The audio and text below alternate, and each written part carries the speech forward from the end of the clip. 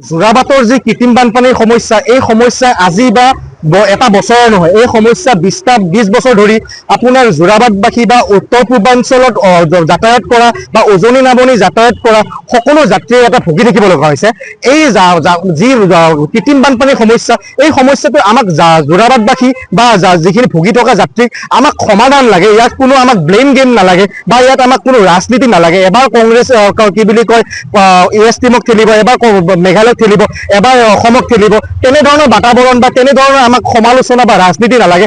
আমাক মাত্ৰ লাগে সমাধানসমূহ কেনে হয়। আজি 20টা বছৰে আমি আয়ুক্তসকলক আমি ছাত্ৰ সন্থাই স্মাৰকপত্ৰ প্ৰেৰণ কৰি আহিছোঁ, কিন্তু তাৰ পিছতো কোনো আপোনাৰ গ্ৰাউণ্ডত আহি কেনেকৈ কৃত্ৰিম বানপানীটো সমস্যা সমাধান কৰিব পাৰি তেনেকুৱা কোনো ধৰণৰ আমাৰ কাম আমাৰ পৰ্যবেক্ষণ হোৱা নাই বা আমি দেখা পোৱা নাই। কিন্তু এইসমূহ বিষয়ত আমি যেতিয়া স্মাৰকপত্ৰ আমি লিখি পঠিয়াওঁ, তেতিয়া আমি গোটেইখিনি বস্তু আমি তথ্য সহকাৰে আমি প্ৰদান কৰোঁ, কিন্তু তাৰ পিছতো কিন্তু সমাধান নহয়। আমি সমাধান বিচাৰিছোঁ, কাৰণ চাওক, এজাক বৰষুণ দিয়াৰ লগে লগে যেতিয়া উজনি নামনিৰ যিখিনি যাত্ৰী বা আপোনাৰ ৰোগী আপোনাৰ হস্পিটেল গৈ নাপায়, ছাত্ৰ ছাত্ৰী আপোনাৰ স্কুল গৈ নাপায়, কলেজ গৈ নাপায়, আৰু যিসকল আমাৰ যোৰাবাটৰ স্থায়ী নিবাসী তেখেতসকলে যি অটো চালকে হওক বা দোকান পোহাৰ হওক বা দিন হাজিৰা কৰা মানুহখিনিয়ে যেতিয়া এজাক বৰষুণে লগত 2-3 দিনলৈকে ডেইলি কাম কৰাৰ যিটো পথ, সেই পথটো বন্ধ হৈ যায়। সেইকাৰণে আমি চৰকাৰক অনুৰোধ কৰিছোঁ যাতে এনেধৰণৰ যি সমস্যা, এই সমস্যাটো এটা মূল সমস্যা হিচাপে বিধানসভাত আলোচনা কৰক বা চৰকাৰে কিছু ব্যৱস্থা লোৱাৰ, কিছু পদক্ষেপ লোৱাৰ বা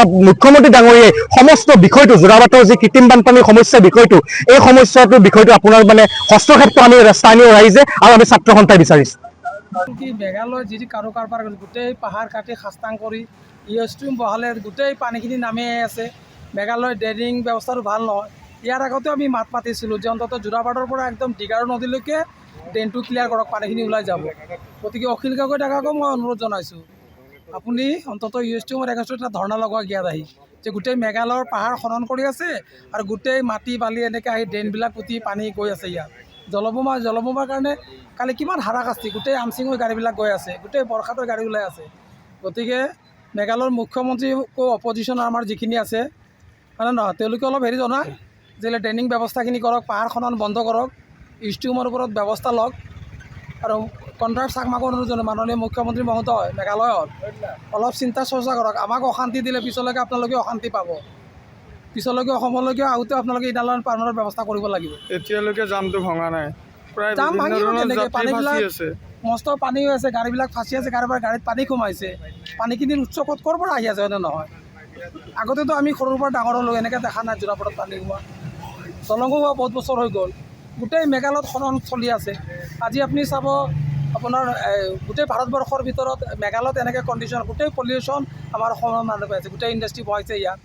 তাৰপিছত গোটেই অসম আৰু মেঘালয়ৰ সীমান্তত যিখিনি খান্দি আছে, য'ত বালি মাটি আহি পানী আহি এইটো জলবোমা সদৃশ হৈ ইয়াত মানুহৰ হাৰাশাস্তি হৈছে। গতিকে বিৰোধী দলে হওক, আমি অসমৰ স্বাৰ্থত, সকলোৱে অসমৰ স্বাৰ্থত মাত মাতিব লাগিব আৰু ষ্ট্ৰীমৰ এগেইনষ্টত প্ৰতিবাদ সাব্যস্ত কৰিব লাগিব। যিকোনো খবৰৰ বাবে যোগাযোগ কৰক আমাৰ এই নম্বৰত 9181 307 221।